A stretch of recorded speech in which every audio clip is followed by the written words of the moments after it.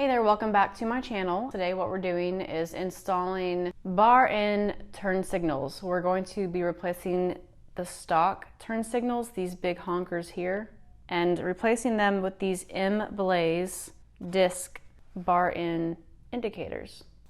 They come in black and silver, so keep that in mind if you are interested in ordering these. They come separately, so one box is one side. So when you place an order, make sure that you order the left and the right side. And since they come in black and silver, make sure that you order two of the same color. Quick note, I'm not going to be doing this install. I may be helping, but my husband is probably going to be figuring out most of what's going on. It's a little bit more of a complicated install, at least so it seems. So this video might be kind of rough. It's not really going to be a how-to video, but hopefully it should give you some insight into what the process looks like. So yeah, let's get to it.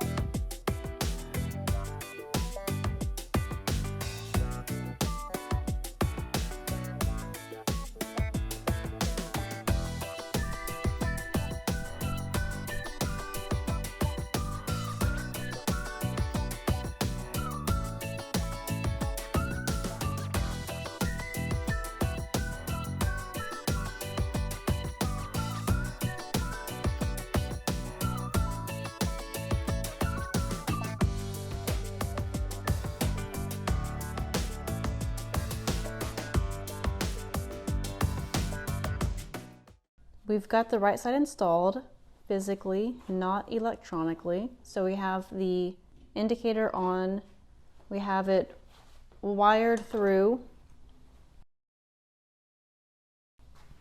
Let's see, this is the wire for it. So now we're going to attach it to the wires in the headlight.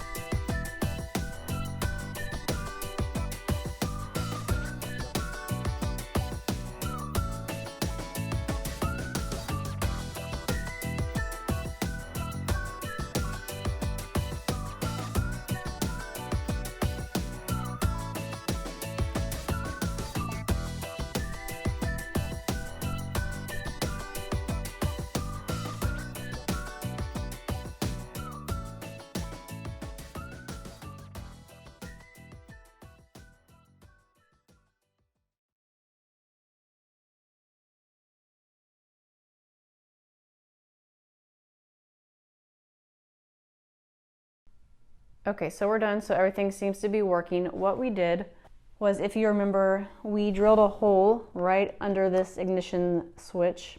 The wire from Motogadget is coming through that hole. It's coming out this section here. And it is surrounded in heat shrink. So what we're going to do is apply some heat to this little connection piece here and add some zip ties to kind of close everything together, make it look nice and neat.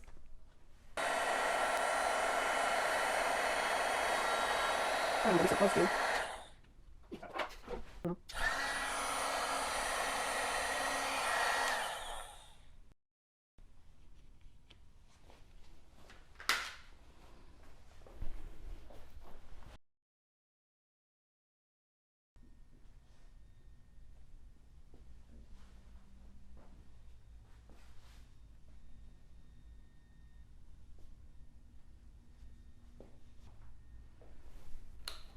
Everything is on and working, and it looks great.